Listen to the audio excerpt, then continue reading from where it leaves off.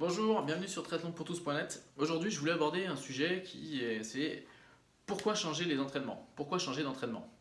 Alors, que ce soit en triathlon d'ailleurs ou dans n'importe quel autre sport, c'est valable.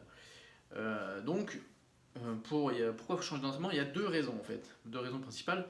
C'est que le fait de changer d'entraînement aura un impact physiologique et aura un impact psychologique. Donc voilà. Je vais commencer avant de rentrer dans les détails, je vais commencer par une citation de Einstein, qui était un fou ou un génie, comme on voudra. Je pense que c'était plutôt un génie qu'un fou, mais bon, il y a pas mal de gens qui le prenaient plutôt pour un fou. Donc il lui disait, la folie, c'est de faire toujours la même chose et de s'attendre à des résultats différents. Effectivement, si vous vous entraînez tout le temps de la même manière, pourquoi vous auriez des résultats qui seraient vraiment différents? On va prendre un exemple pour illustrer les propos. On va prendre un exemple vraiment généraliste et qui personne en particulier. C'est un coureur qui court un parcours de 10 km. Il le fait deux fois par semaine et il le court en une heure. Alors, on va prendre des choses assez simples. Donc il court par exemple soit le mardi et le vendredi, soit il court le mercredi après-midi et le dimanche matin, il fait ses sorties le dimanche matin. Donc il le fait deux fois par semaine, tout le temps le même parcours et il le fait tout le temps à peu près en une heure. Ça varie un petit peu mais pas beaucoup. Donc ok, avec le temps, il va être capable d'améliorer un petit peu son temps sur 10 km, il va progresser tout doucement. Donc c'est-à-dire qu'il fait une course cette année, il y a le village d'à côté organise, enfin le village, une association organise une course de 10 km à côté de chez lui. Il va faire cette course et il va mettre une heure. Super, c'est le temps qu'il met d'habitude, il n'y a pas de problème. Bon allez, il s'est surpassé un petit peu parce qu'il était en course, donc au lieu de mettre une heure, il a mis 59 minutes. Génial. L'année d'après, il continue toute l'année à s'entraîner. L'année d'après, il retourne faire cette même course parce qu'elle est réorganisée à nouveau par la même association ou le même club. Et du coup, cette année, il met pas 59 minutes, mais il met 57 minutes. Parce que là, il s'est éclaté, il s'est sorti les tripes et tout, et il a progressé de 2 minutes. Super. Et l'année d'après, rebelote, ça recommence. Mais rapidement, il va s'apercevoir qu'il progresse plus. Il va stagner peut-être à 56, je sais pas, 55,5, enfin 55 minutes et 30 secondes. Donc, il ne comprend pas pourquoi. Parce qu'en fait, donc je vais revenir maintenant sur les sujets, les deux points principaux, les impacts physiologiques. Le corps est bien fait et il sait s'adapter aux sollicitations auxquelles il est contraint. Il est contraint. Ce qui fait que si par exemple vous le sollicitez à courir très vite sur des courtes périodes, il va s'adapter pour pouvoir répondre à ces sollicitations. Si au contraire vous courez longtemps, il va s'adapter pour répondre à ces sollicitations. Donc pour progresser, ce même coureur, au lieu de faire tout le temps 10 km deux fois par semaine sur le même parcours, tout le temps au même endroit, dans les mêmes conditions, il serait bien meilleur pour lui de faire, par exemple, le lundi, il va aller courir 5 km seulement, mais puis sur un rythme pas forcément élevé, hein, très très cool, truc qui ne va pas se faire du mal. Et par contre, il peut aller courir, après il retourne courir, par exemple le mercredi, il va aller courir cette fois, il fera son séance de 10 km par exemple, à son rythme habituel. Et s'il continue comme ça, il pourrait éventuellement faire une troisième séance dans la semaine.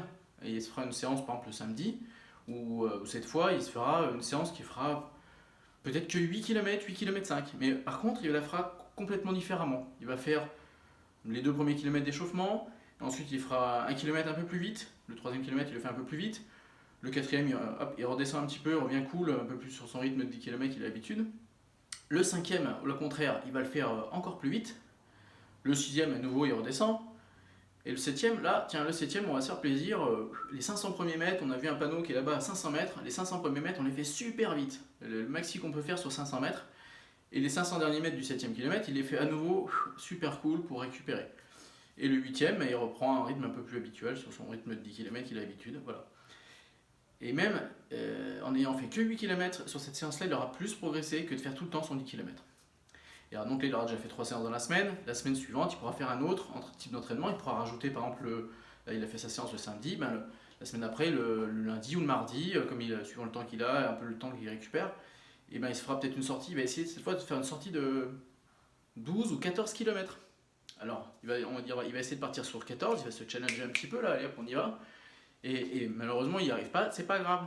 Il va faire que 12 ou 13, et puis il lui manque un kilomètre pour arriver à finir sa boucle parce qu'il est parti dans un chemin, et il manque un kilomètre pour finir le. Et ben c'est pas grave, il fait son dernier kilomètre, il le fait en marchant. Et ça fait quand même de la récupération, c'est toujours bénéfique.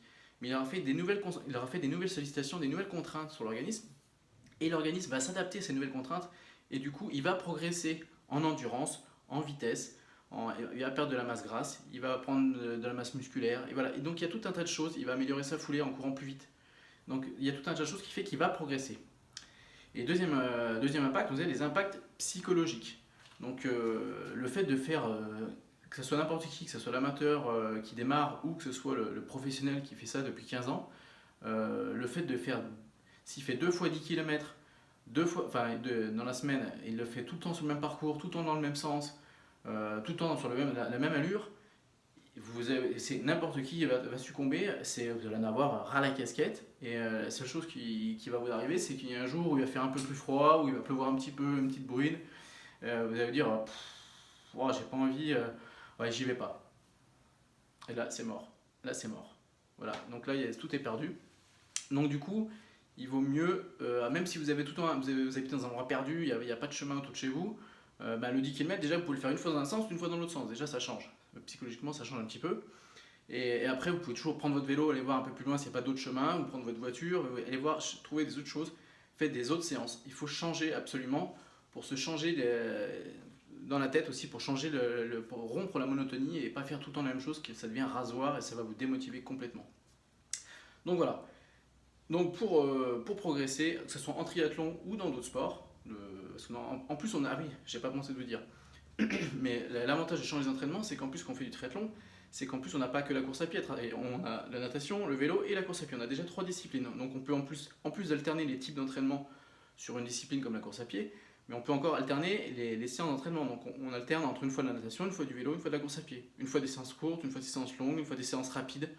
Et donc on peut alterner plein de choses comme ça en faisant du triathlon, ce qui fait qu'on peut vraiment sortir de la monotonie, on peut vraiment faire des choses vraiment différentes et ça nous aide à progresser encore plus.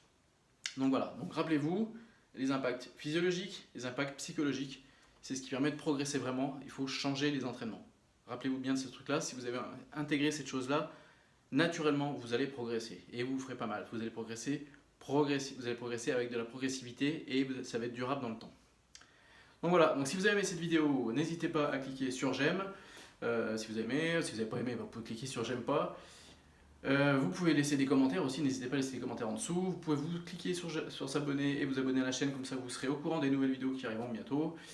Vous pouvez aussi aller cliquer sur le petit i qui doit apparaître en haut dans le coin, qui vous redirigera sur le blog, et vous pourrez vous inscrire à la newsletter du blog, et comme ça vous aurez accès encore à d'autres contenus, des articles écrits, vous serez aussi au courant des vidéos qui apparaissent, et vous pourrez être au courant de tout le temps, voilà. Et en cadeau, en plus, vous aurez un petit bonus qui vous permettra c'est un petit guide qui vous permettra d'avoir les 5 clés pour progresser de manière efficace et sans se faire mal.